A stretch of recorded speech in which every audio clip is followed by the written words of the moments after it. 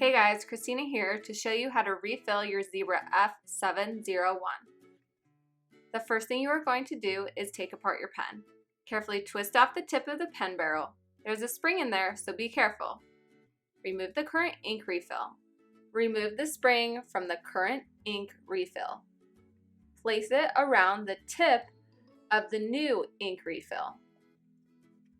Place the barrel back on the tip of the pen and twist the tip back onto the barrel.